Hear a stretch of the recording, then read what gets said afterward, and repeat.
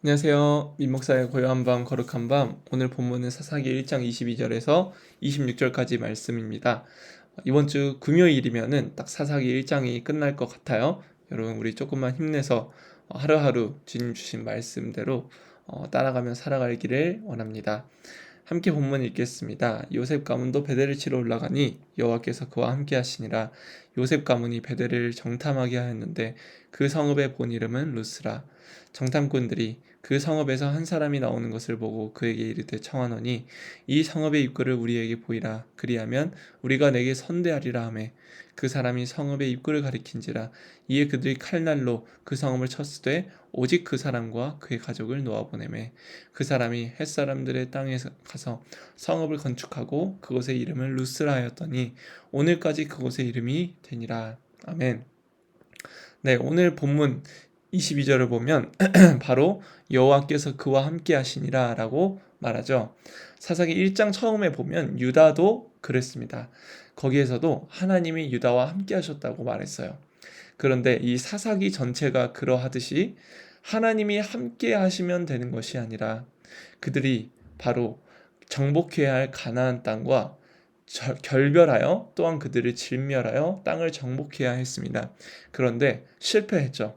겉으로는 하나님이 함께하는 성공처럼 보이지만은 그 모든 방식과 또한 문화와 또한 살아가는 보이지 않는, 겉으로 보기에는 그렇지 않지만 보이지 않는 그 깊숙한 곳에서부터 복음의 능력이, 말씀의 능력이 묻어나야 함을 우리는 알 수 있습니다. 오늘 본문도 마찬가지예요. 여호와께서 그와 함께 하셨지만 이런 일들이 벌어집니다. 베델을 정탐하게 하는데 본 이름은 루스라. 여기에서 중요한 것이 있습니다. 정탐꾼들이 그 성읍에서 한 사람이 나오는 것을 보고 그에게 이르되 청하노니라고 하죠. 이 유사한 본문이 이제 여호수아 2장에도 등장합니다.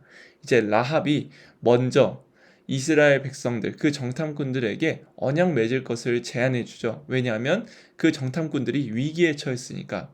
이방 사람이 이스라엘 백성들을 선대하고 먼저 언약 맺을 것을 제안합니다. 그런데 아무런 위협이 없는 상태에서 오늘 이 요셉 가문 사람들은 먼저 베델 사람들에게 언약을 맺자고 제안한 거예요. 자, 이것이 바로 문제가 되는 것입니다. 왜 어떤 문제가 있는지는 이 다음 부분에서 이어져 설명할게요. 자, 그런데 어쨌든 함께 언약을 맺으면서 칼날로 성읍을 치고 그들을 놓아주게 됩니다. 겉으로 보이는 것은 성공이에요. 자, 이것을 통해 우리 한번 적용해 봅시다. 왜 문제가 되냐라고 저희가 얘기를 나눴었죠. 여호수아 2장 12절 라합이 먼저 얘기할 때 똑같이 오늘 본문과 같이 청하노니 내가 너희를 선대하였은즉이라고 말을 합니다. 자, 그런데 이 먼저 언약을 맺는 것은 하나님께서 하지 말라고 하셨어요. 사사기 2장 2절 보면은 너희는 이 땅의 주민과 언약을 맺지 말며 그들의 제단을 헐라하였거늘. 이방인들과 함께 언약을 맺는 먼저 위협이 없는데도 먼저 언약 맺는 것은 잘못된 일이었습니다. 이것을 우리는 조금 더 깊이 생각해 볼 수 있을 것 같아요.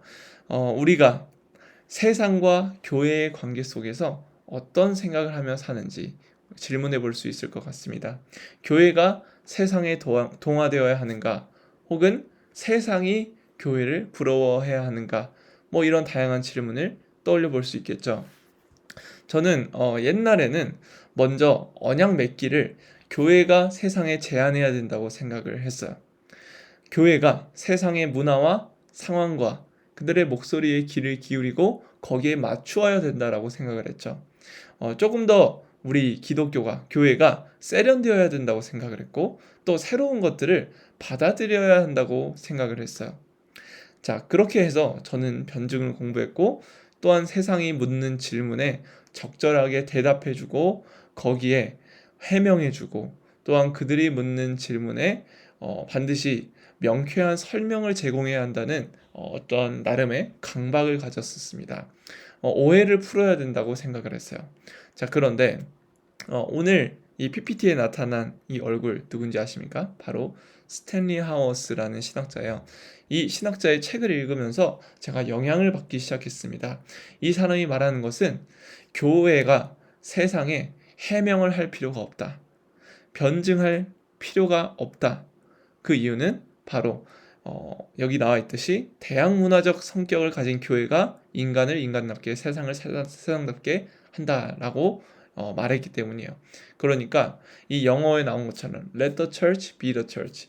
교회가 교회됨을 지키면 당연히 세상은 교회로 오게 될 수밖에 없다라는 것이죠. 본질을 지키면 된다라는 겁니다. 어떤 비유를 예전에 들었었는데 아주 금을 만지는 어떤 장인이 진품과 가품을 아는 어떤 장인이 무엇인지 손으로만 만져만 봐도 알 수 있다라는 얘기를 들었어요. 그러니까 진짜인 교회는 가짜인 수많은 가치들에 휘둘리고 해명하고 설명하는 것이 아니라 진짜답게 살아가면은 사람들이 그 가치를 알아본다라는 것이죠. 자, 그래서 교회 자체가 세상의 빛과 소금이기 때문에 어떠한 정치에 관여할 필요가 없고, 교회는 세상의 가치관을 모방하는 기관이 아니며, 교회는 예수의 이야기를 삶의 중심에 두는 공동체라는 것을 이 스탠리 하워스가 주장했습니다.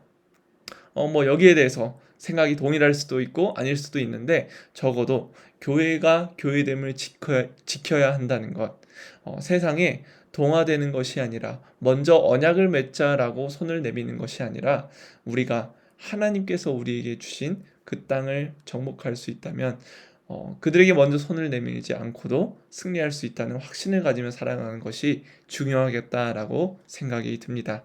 우리 이것만 가지고 오늘 함께 기도하겠습니다. 첫 번째는 전 세계에 있는 모든 공교회가 교회됨을 잃지 않고 교회가 교회되게 해달라고, 두 번째는 타협하고 동화되지 않도록 우리에게 지혜를 주시고, 또한 잘못된 문화, 세속 문화 가운데에 대항할 담대함도 더해달라고 우리 함께 기도하겠습니다.